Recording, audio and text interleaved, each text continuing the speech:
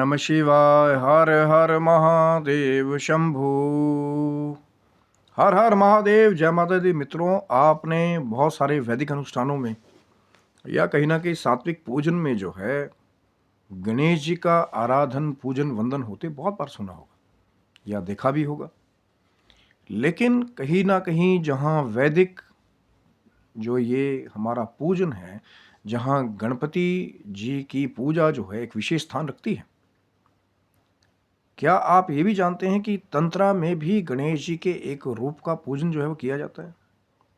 जी हाँ, गणेश जी का ये जो रूप है कहीं ना कहीं वामाचारी भी कई बार जो है या तांत्रिक, अब उसमें फिर भेद है कि कहीं ना कहीं सात्विक तंत्र भी है, वामाचार भी है। वो अपने हिसाब से एक अलग अलग उसमें भेद है। लेकिन तंत्रा जो भी कहीं ना कहीं चाहे सात्विक तंत्र फॉलो करने वाले हैं चाहे वामाचार फॉलो करने वाले हैं, वो भी गणपति जी के एक विशेष रूप का पूजन करते हैं। और ये रूप कहीं ना कहीं जो गणेश जी का 32वां स्वरूप कहा गया है। लेकिन पूरी जानकारी ही कई बार जो है वो आपको सही मापदंड के ऊपर खड़ा करती है।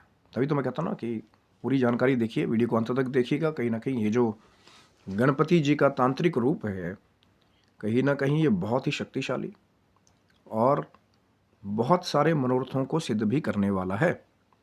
कि गणेश जी का वो जो 32वां स्वरूप कहा गया है, बहुत सारे जो है साधकों ने सुना भी होगा कि उचिष्ट गणपति आते हैं ना, बहुत सारे ऑथर पॉडकास्ट में आते हैं, बताते हैं हमने उचिष्ट गणपति का पहले आराधन किया। तो उचिष्ट गणपति जो है वो तांत्रिक टेक्स्ट के हिसाब से 32वां स्वरूप जो है गणेश जी का तांत्रिक स्वरूप कहा गया। जहाँ कहीं ना कहीं अगर आप पुराना चित्र भी देखेंगे या पुरानी मूर्ति अगर आप सर्च करेंगे कहीं ना कहीं, तो गणेश जी का एक अलग रूप जो है वो देखने को मिलता है। साथ में देवी का भी स्थान वहाँ पे है कहीं ना कहीं। अब ये जो देवी हैं इनके बारे में अलग अलग लोगों की अलग अलग जानकारी है। कई जगह लोग नील सरस्वती के द्वारा कनेक्ट करते हैं, कई दूसरी देवी की तरह कनेक्ट करते हैं, कई तांत्रिक शक्ति की तरफ जो है वो कनेक्ट करते हैं। तो कहीं ना कहीं इसमें अलग अलग मत जो है लोगों का है। लेकिन कुछ एक ऐसे तांत्रिक रहस्य हैं कि उचिष्ट गणपति जी का भी पूजन कहीं ना कहीं तंत्रा में, वो जो तांत्रिक बाधाएं हैं, कई बार आप कोई तांत्रिक अनुष्ठान करने गए या बहुत सारे जो दूसरे हमारे कई तांत्रिक आते हैं दूसरों की प्रेत बाधाओं को दूर करने जाते हैं, तो वो भी अपने अनुष्ठान जब करते हैं कहीं ना कहीं, तो कई बार जो है वो पहले उचिष्ट गणपति जी का आराधन पूजन आवाहन करके वो कहीं ना कहीं अपनी वो जो तांत्रिक गतिविधियां हैं या जो दूसरे को जो मुक्त दिलाने वाली क्रियाएं हैं वो उचिष्ट गणपति जी के पूजन के बाद करते हैं। कि गणपति जी का ये एक ऐसा रूप है कहीं ना कहीं कि शायद जो है बहुत सारे लोग गलत तरीकों के द्वारा भी पूजन ले जाते हैं कई बार। लेकिन जो सात्विक प्रारूप है उचिष्ट गणपति जी का कि तांत्रिक बाधाओं को दूर करना, और कहीं ना कहीं ये मोक्ष से जुड़ा हुआ भी है।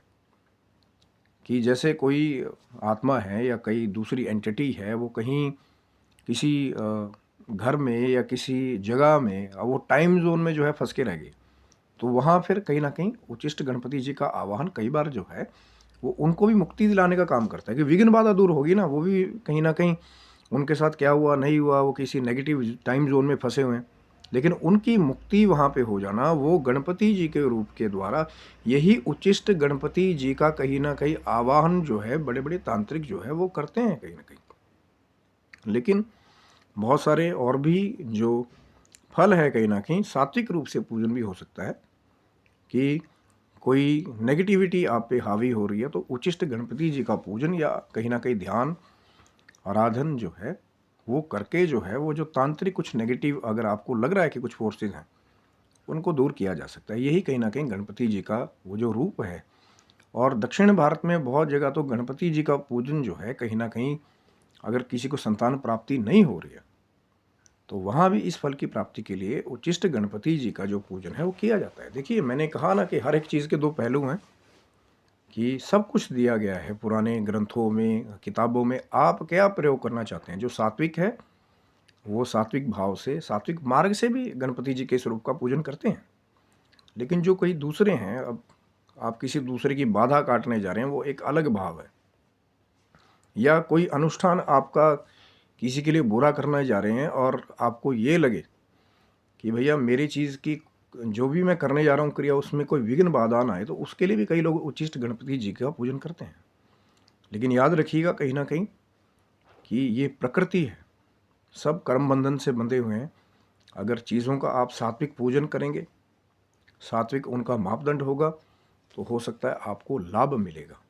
लेकिन उन्हीं शक्तियों का, उन्हीं तांत्रिक स्वरूपों का कहीं ना कहीं आप गलत रीति से पूजन करेंगे, आवाहन करेंगे, तो वहाँ आप दूसरे का नुकसान नहीं कर रहे हैं, वहाँ आप अपना नुकसान स्वयं कर रहे हैं। क्योंकि देवताओं ने भी और देवी के स्वरूप में भी जो कुछ तामसिक रूप अगर बनाए गए हैं, तांत्रिक जो हम पूजन करते हैं, अनुष्ठान करते हैं, वो तांत्रिक बाधाओं को काटने के लिए ज़्यादा बनाए गए कि किसी के ऊपर कोई तांत्रिक बाधा आ जाए तो वो जो कुछ तामसिक रूप हैं उनका आवाहन करके, पूजन करके तामसिक जो एनर्जीज हैं, नकारात्मक जो ऊर्जाएं हैं, उनको कहीं ना कहीं काटा जाए। लेकिन लोग पता नहीं क्यों अपने बुद्धि के अनुसार अपना ही एक मार्ग कई बार तैयार कर लेते हैं, जो वेद ने शायद कहा भी नहीं। वेद ने हमेशा कहा है कि कहाँ प्रयोग करना है, और उसका दूसरों के कल्याण के लिए आप जितनी विद्याओं का प्रयोग करेंगे उतना ही आपकी विद्या जो है वो फलित होती है। और जितना ही आप अपनी विद्या के द्वारा अपनी साधनाओं को आप जो है गलत मार्गों में लगाएंगे, तो आप दूसरे के लिए गलत फल नहीं तैयार करें, वो अपने लिए तैयार करें। क्योंकि जैसा मैंने कहा कि प्रकृति है, गलत करेंगे गलत फल मिलेगा, सही करेंगे तो सही फल मिलेगा। तो उच्चिष्ट गणपति जी की जो आराधना पूजन है, अगर सात्विक भाव से करेंगे तो कहीं ना कहीं संतान प्राप्ति भी कर सकते हैं और मोक्ष तक की भी प्राप्ति यहाँ से बताई गई। और विघ्न बाधाएं जो है कहीं ना कहीं चाहे तंत्र की चाहे मंत्र की, उनको दूर करने के लिए भी गणपति जी का ये जो स्वरूप है वो बहुत कृपा वाला है। तो आशा करता हूँ कि वीडियो आपको अच्छा लगा होगा। ज़रूर लाइक शेयर सब्सक्राइब करें। तब तक के लिए सभी बंधुओं को हर हर महादेव शंभू। जय माता दी मित्रों।